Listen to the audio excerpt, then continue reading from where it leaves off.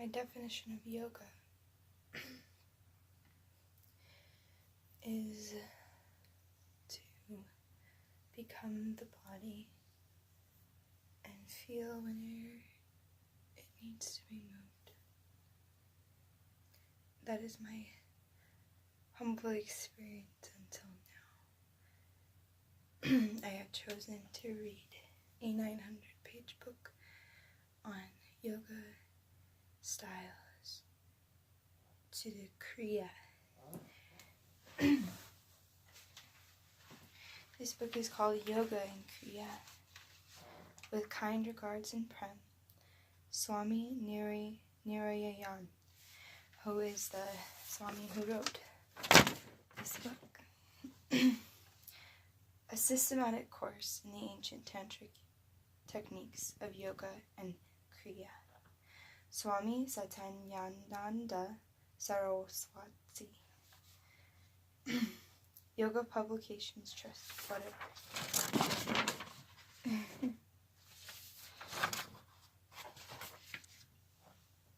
And I thought I'd share this book with you all on Facebook and YouTube and all around the world, so that we can see what happens. In humility, we offer this dedication to Swami Sivananda Saraswati, who instructed Swami Satyananda Saraswati into the secrets of yoga. These are little things on Swami Sivananda Saraswati. He was born at Patamadai, Tamil Nadu in 1887. After serving as medical doctor in Malaya, he renounced his practice, went to Rakish, and initiated into the Dashnami Sannyasa in 1924 by Swami Vishwananda Saraswati. He toured extensively throughout India, inspired people to practice yoga and lead a divine life. He founded the Divine Life Society in 1936, the Sivananda Ayurvedic Pharmacy in 1945, and the Yoga Vedanta Forest Academy in 1948, and the Sivananda Eye Hospital in 1957. So this book was handed down by a lot of really, really amazing people.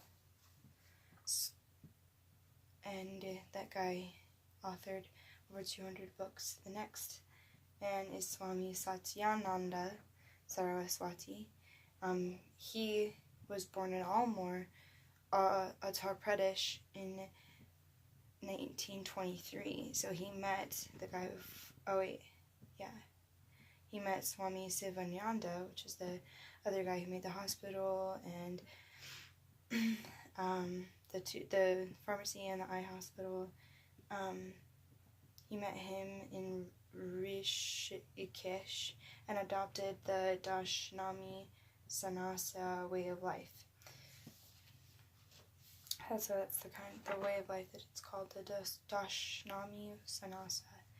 In 1955, he left his guru's ashram to live as a wandering mendicant, and later founded the International Yoga Fellowship in 1956 and the Bihar School of Yoga in 1964. Over the next 20 years, Swami Satyananda toured internationally and authored over 80 books.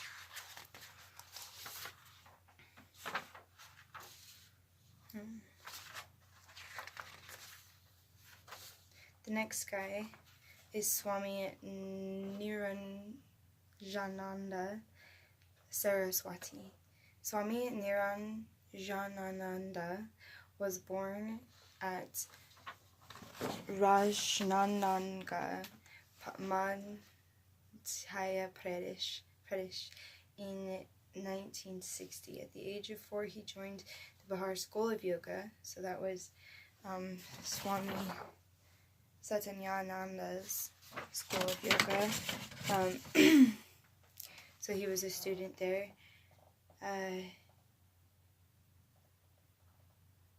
Let's see, concentration. And the Bihar School of Yoga was initiated into Dashnami Sannyasa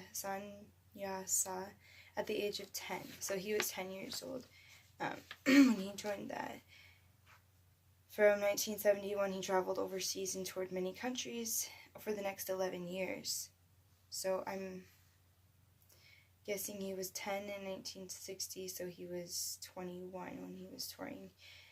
In 1983, he was called to India and appointed president of Bihar School of Yoga.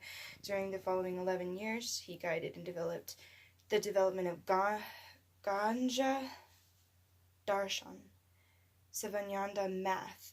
So that's what the Sivananda math is called, Ganga Darshan, and the Yoga Research Foundation. In 1990, he was initiated as a Paramahamsa,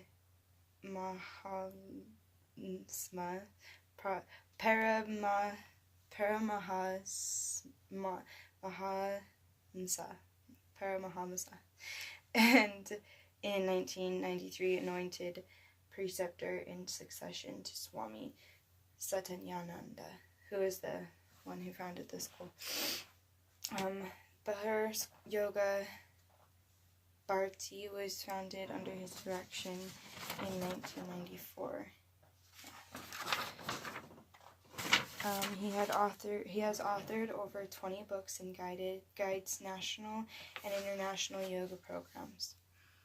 Swami Satyanananda Saraswati was born in 1953 in West Bengal. From the age of 22, she experienced a series of inner awakenings which led her to her guru, Swami Satyanananda, which is my guru today. From 1981, she traveled ceaselessly with her guru in India and overseas and developed into a scholar and deeper insight into the yogic and tantric traditions, as well as modern sciences and philosophies. She is an efficient channel for transmission of her guru's teaching. The establishment of Savananda math in Rikai is her creation and mission, and she guides all its activities there, working tirelessly to uplift the weaker and underprivileged areas. She embodies compassion with clear reason and is the foundation of her guru's vision. Swami Satyanananda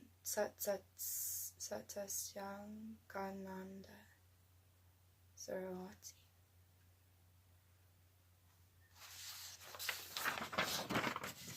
Alright.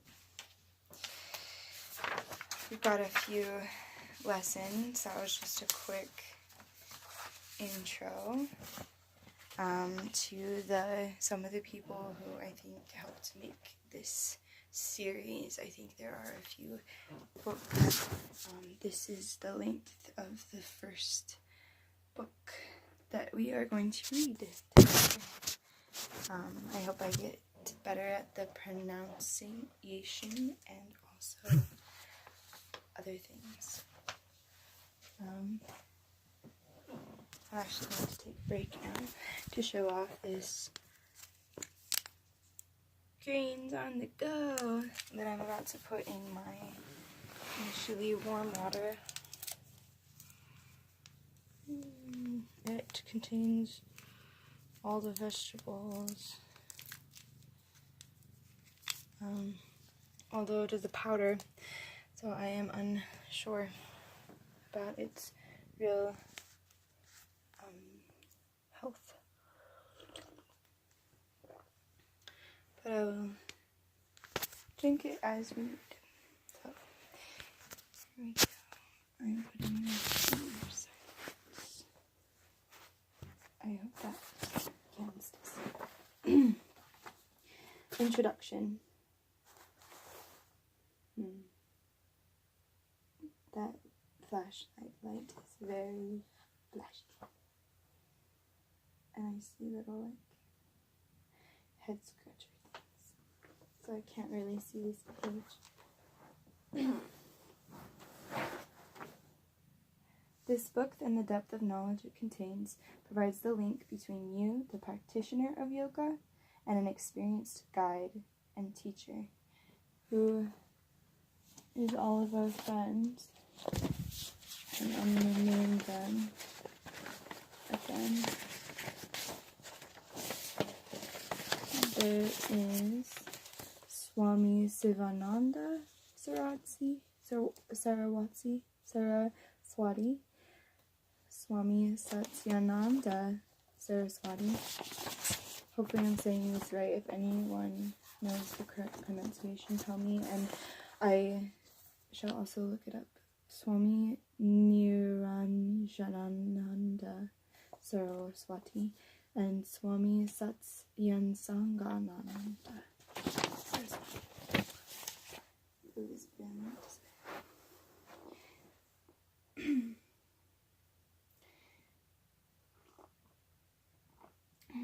So it's a link between you and the practitioner of yoga.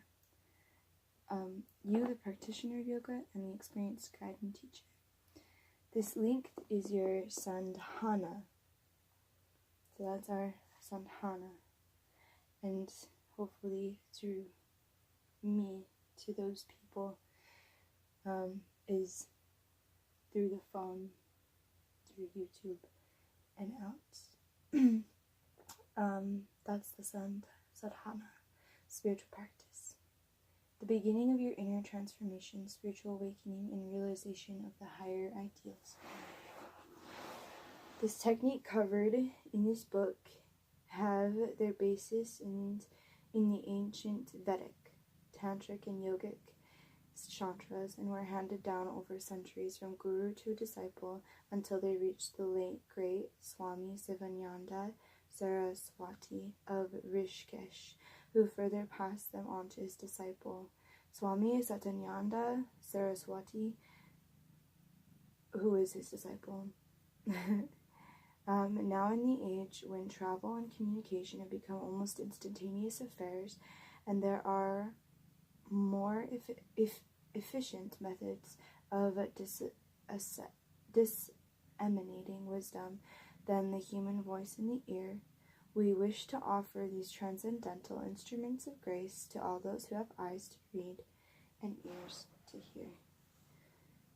The original text was compiled from teachings given by Swami Satyananda to his closest disciples for the ultimate benefit of mankind.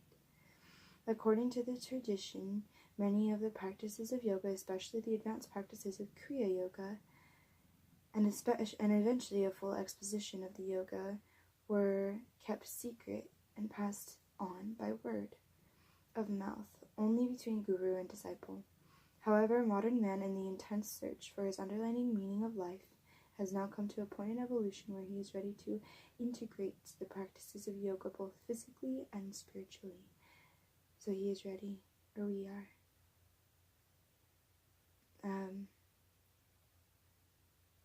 Both physically and spiritually. It's probably not the why I paused. Ready? There is more guidance available to help him understand and practice the more advanced techniques. In his intense search for an underlying meaning of life, there's more guidance available also to help him understand and practice the more advanced techniques. This book is our efforts to keep this valuable tradition alive and spread the message of yoga further into the homes of your inner being. It is complete work on yoga, a complete course in the practices of integral yoga. It presents synthesis in the various paths of yoga in a scientific and systematic manner to ensure the harmonious development and unfoldment of every aspect of the individual. The different branches, Hatha Yoga, Raja Yoga, Mantra Yoga, Karma Yoga, Bhakti Yoga, Jhanu Yoga, and Kriya Yoga are progressively introduced with a special emphasis on practice and application in day-to-day life.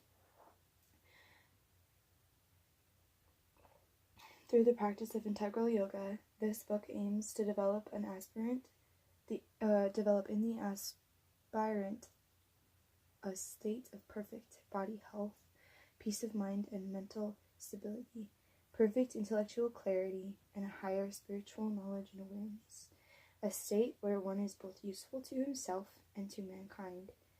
It contains the essence of Swami Satyananda's techniques, and in this respect is an ideal source of information for both teachers and students alike. We have tried to present the book in such a way as to lead one gradually and progressively through the practices, as if learning directly from a devoted teacher.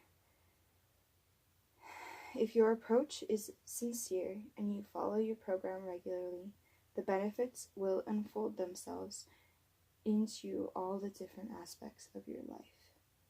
There are 3 main parts divided into 36 lessons containing various topics on both the theoretical and practical aspects of yoga, and eventually a full exposition of the ancient systems of Kriya Yoga.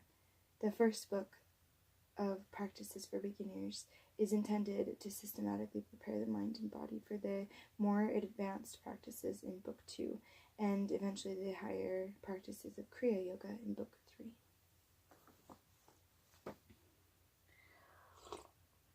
The ultimate aim is to progressively lead you step by step through the different techniques, so that by the end of this sadhana course, you will have an integral approach and a full theoretical understanding of Kriya Yoga, as well as many other facets of yoga.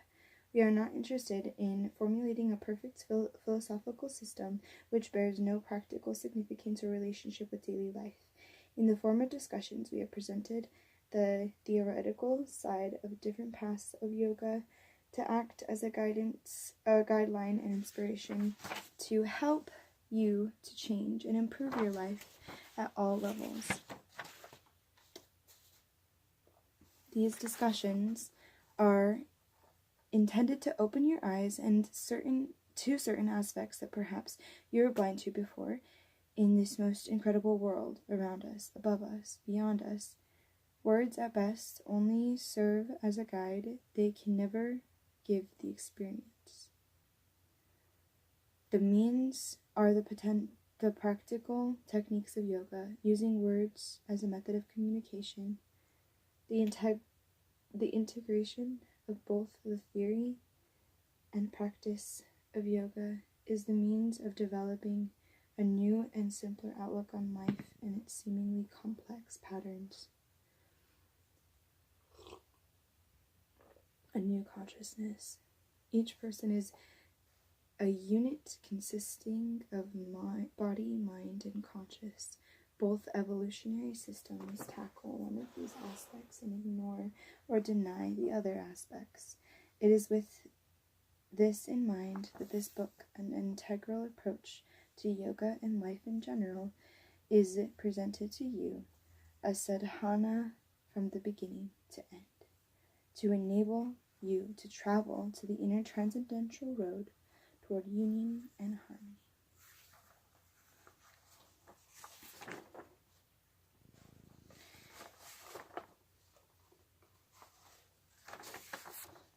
We will go through the outline of the course, and then that'll be the end of the introduction of the Kriya Yoga. So the following skeleton gives an idea of the practices in which we will be covering. Obviously, it cannot include everything contained in the book, as it would take up too much space. So first, we start with body cleansing. Various systems of purifying the body. These will include practices such as Neti, Bhakti, Konjo, Dwati, and Shankhaprakshalana, plus such techniques such as Amaroli, diet, and other natural healing methods. And then there's going to be asanas. So it's asanas. Large number of asanas are included from Pawanmuktakana, meditational, forward bending, backward bending, spinal twist, relaxation, balancing, inverted, dynamic, and advanced groups. Full of information will be given on the limitations, benefits, counterposes, and background of each practice. Then we have pranayama.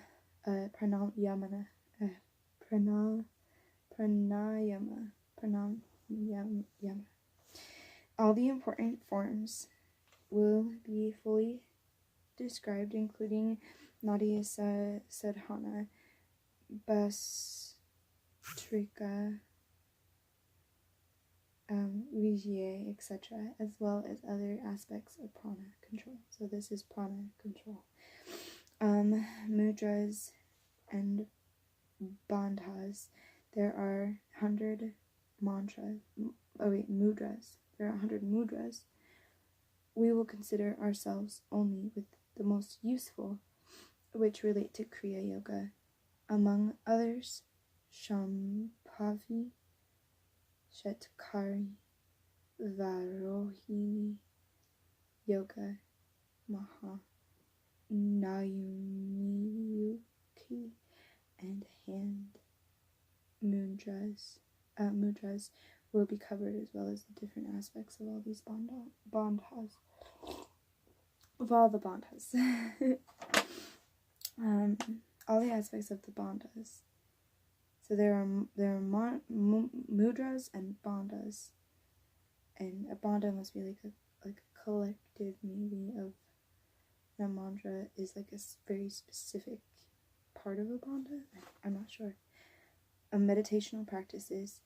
We intend to work through the most practical meditational practices and systematically introduce them so that you can simultaneously practice them for yourself. The practices will include ajapa, japa, nada yoga, antra, muinda, simple and complex, mantra japa, taki, ka, yoga, nidra, kriya yoga, and more.